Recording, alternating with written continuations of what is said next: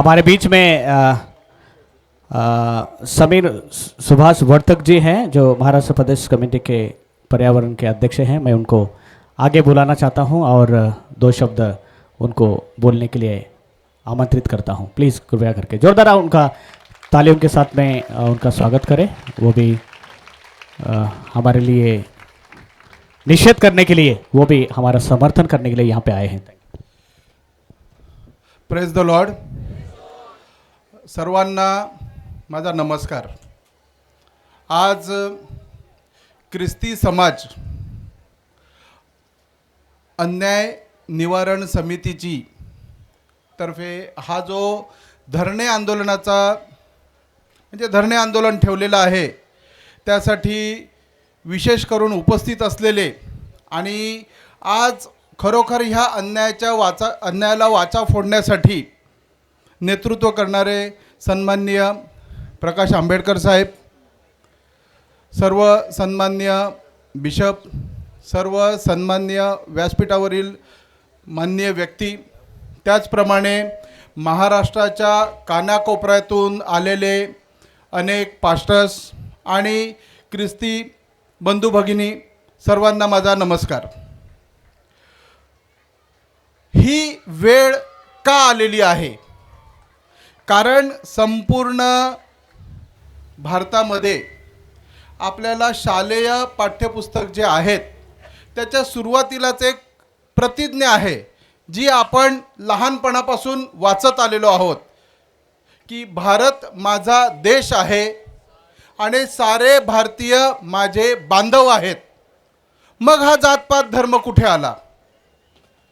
आत्ताच अगोदरच्या व्यक्त्यांनी काहीतरी सांगितलं। मी वसईला राहतो साहेब। आत्ताच मागील महिन्यात काही प्रार्थना करणाऱ्या आपल्या भाविकांवरती बजरंग दलाच्या लोकांनी, मी डायरेक्ट नाव घेतोय, हल्ला केला आणि त्यांना मारहाण केली आणि पोलीस स्टेशनला वरती शिरजोर करायला लागले। मला आमचे डेरिक दादा आहेत, त्यांनी सांगितलं, आम्ही तिथे पोहोचलो। मी सांगितलं शांत राहा।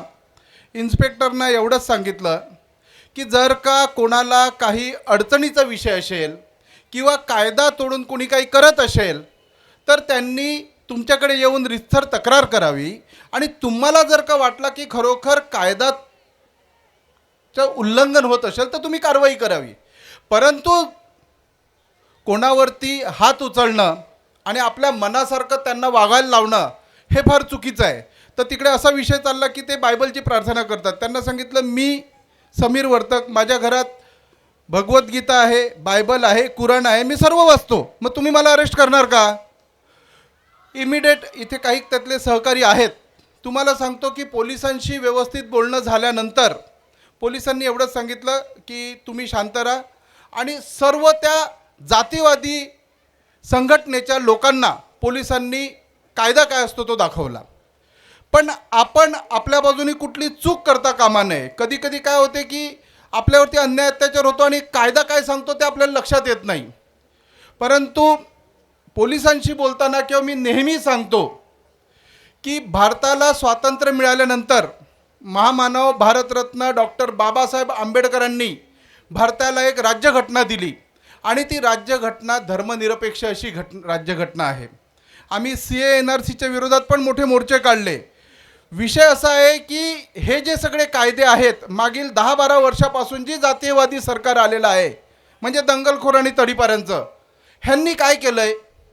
ह्यांनी संविधान ठेवलं आहे बाजूला, फक्त नावाला ते संविधान बोलतात, परंतु जिथे तिथे विशिष्ट धर्माच्या लोकांनाच प्राधान्य मिळेल आणि इतर धर्माच्या लोकांनी कुठे जायचं? मग मला भेटतात काही लोक, त्यांना मी विचारतो, ठीक आहे चला तुमचं जे मनातलं आहे ते हिंदू राष्ट्र समजा झालं, तर मग ह्या देशाला जगामध्ये एक विविध जाती धर्मांनी नटलेलं आणि लोकशाहीचं सर्वात मोठं राष्ट्र असलेली ओळख आहे, ती पुसून टाकायची का?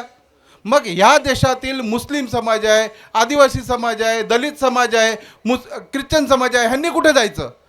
कुठे कसं काहीही उत्तर नाही आहे त्यांच्याकडे।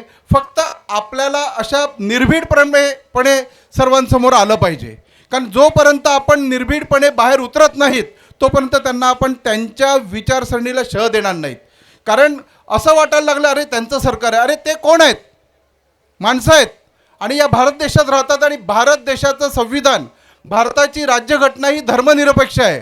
पुन्हा एकदा मी सांगतो की आपली भारताची जी प्रतिज्ञा आहे की भारत माझा देश आणि सारे भारतीय माझे बांधव आहेत, ह्या पद्धतीनेच राहिलं पाहिजे. आणि सातत्याने आपल्याला आपला विषय संविधानाचा आणि धर्मनिरपेक्षतेचा हा मांडत राहिला पाहिजे. कारण आपण ह्या विषयापासून जरासरी बाजूला गेलो तरी त्यांना संधी मिळते. त्यामुळे संविधान आणि धर्मनिरपेक्ष असं आपलं जे राष्ट्र तयार झालेलं आहे तेच आपण सर्व एकत्र राहून कायम ठेवूया आणि या जातीवादी लोकांना बाहेर ढकलून देऊया. जनतेमध्ये प्रचंड रोष आहे, परंतु आपण बाहेर जोपर्यंत पडत नाहीत तोपर्यंत त्यांना शह दिला जाणार नाही. तर पुन्हा एकदा मी सर्व आयोजकांचे आभार मानतो की इतक्या मोठ्या सभेमध्ये इतके मोठे मोठे मान्यवर असताना मला बोलायची संधी मिळाली. खरोखर आपले मनापासून आभार. आणि आम्ही जोपर्यंत हा चंद्र सूर्य आहेत तोपर्यंत आम्ही आपल्यासोबत आहोत आणि संविधानासोबत आहोत. धन्यवाद. धन्यवाद.